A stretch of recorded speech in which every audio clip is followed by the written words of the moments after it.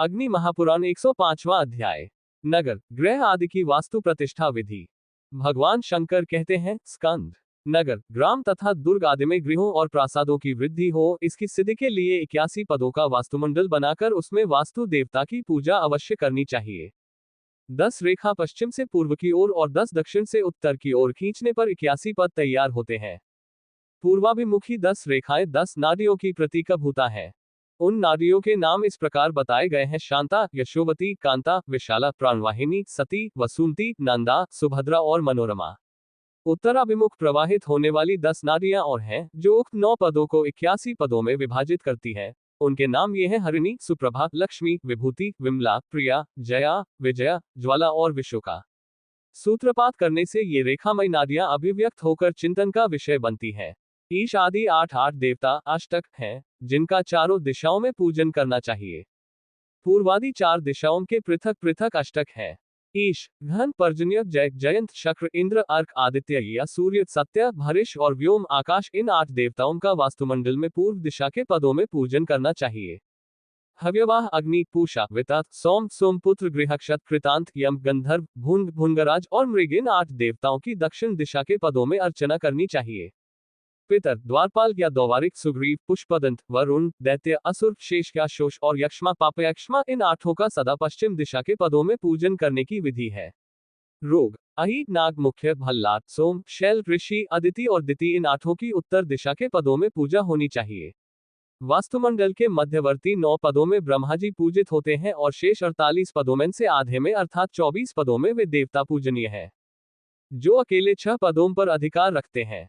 ब्रह्मा जी के चारों ओर एक एक करके 4 देवता शतपथगामी हैं, जैसे पूर्व में मरीचि या अर्यमा, दक्षिण में विवस्वान, पश्चिम में मित्र देवता तथा उत्तर में पृथ्वीधर। Closing square bracket. Brahma ji तथा ईश के मध्यवर्ती कोष्ठकों में जो 2 पद हैं, उनमें आप की तथा नीचे वाले 2 पदों में आपवत्स की पूजा करे। इसके बाद 6 पदों में मरीचि की अर्चना करे।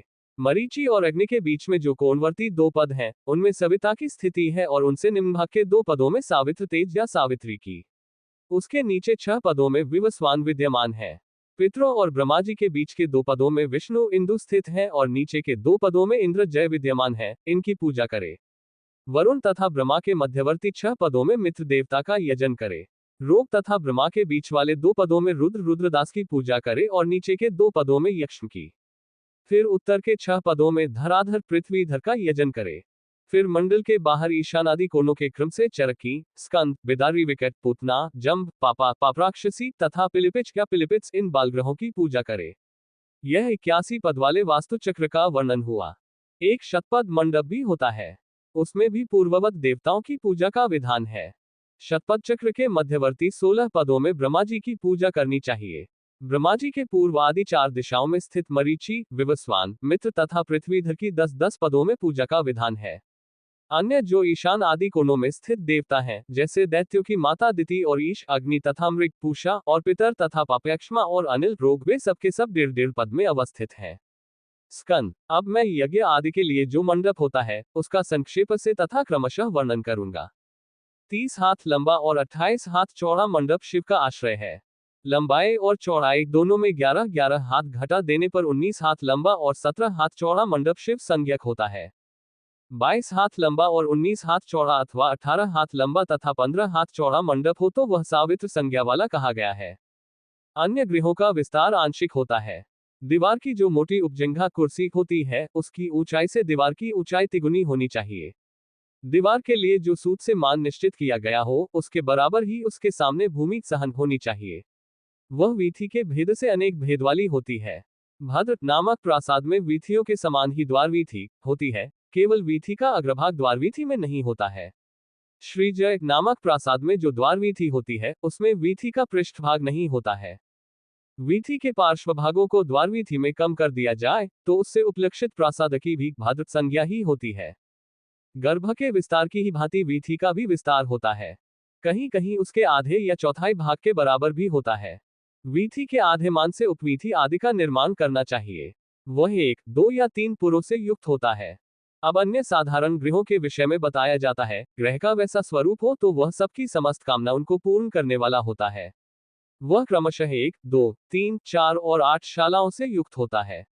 एक शाला वाले ग्रह की शाला दक्षिण भाग में बनती है और उसका दरवाजा उत्तर की ओर होता है। यदि दो शालाएं बनानी हो तो पश्चिम और पूर्व में बनवाए और उनका द्वार आमने सामने पूर्व पश्चिम की ओर रखे। चार शालाओं वाला ग्रह चार द्वारों और अलिंदों से युक्त होने के कारण सर्वतोमुख होता है। वह गृहस्वामी के लिए कल्याणकारी है। पश्चिम दिशा की ओर दो शालाएं हो तो उस द्विशाल ग्रह को यमसूर्य कहा गया है।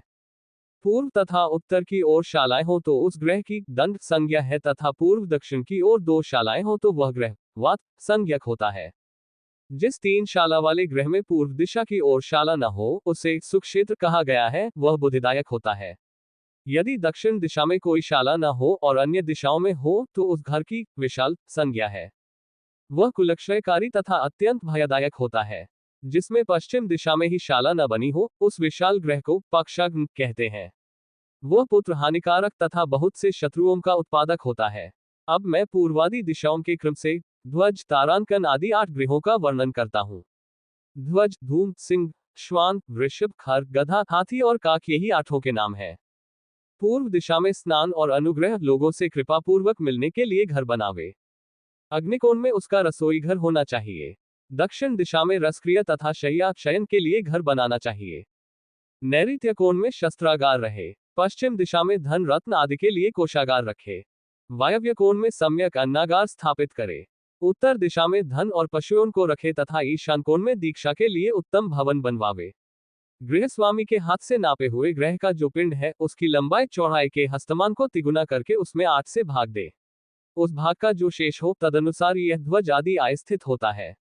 उसी से ध्वजादि का कांत आय का ज्ञान होता है। 2, 3, 4, 6, 7 और 8 शेष बचे तो उसके अनुसार शुभाशुभ फल हो। यदि मध्य 5वें और अंतिम काक में ग्रह की स्थिति हुई तो वह ग्रह सर्वनाशकारी होता है। इसलिए 8 भागों को छोड़कर नवम भाग में बना हुआ ग्रह शुभकारक होता है। उस नवम भाग में ही मंडप उत्तम माना गया है। उसकी लंबाई चौड़ाई बराबर रहे अथवा चौड़ाई से लंबाई दुगुनी रहे। पूर्व से पश्चिम की ओर तथा उत्तर से दक्षिण की ओर बाजार में ही गृहपिंकी देखी जाती है। एक एक भवन के लिए प्रत्येक दिशा में 8-8 द्वार हो सकते हैं। इन 8 द्वारों के क्रमशः फल भी पृथक पृथक कहे जाते हैं। भय, नारी की चपलता, जय, वृद्धि, प्रताप, धर्म, कलह तथा निर्धनता ये पूर्ववर्ती 8 द्वारों के अवश्यंभावी फल हैं। दाह, दुख, सुहृद नाश, धन नाश, मृत्यु, धन, शिल्प ज्ञान तथा पुत्र की प्राप्ति ये दक्षिण दिशा के 8 द्वारों के फल हैं। आयु, संन्यास, सस्य, धन, शांति, अर्थनाश, शोषण, भोग एवं संतान की प्राप्ति ये पश्चिम द्वार के फल हैं।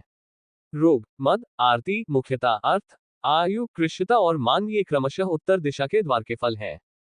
इस प्रकार आदि आग्नेय महापुराण में नगर गृह आदि की वास्तु प्रतिष्ठा विधि का वर्णन नामक 105वां अध्याय पूरा हुआ।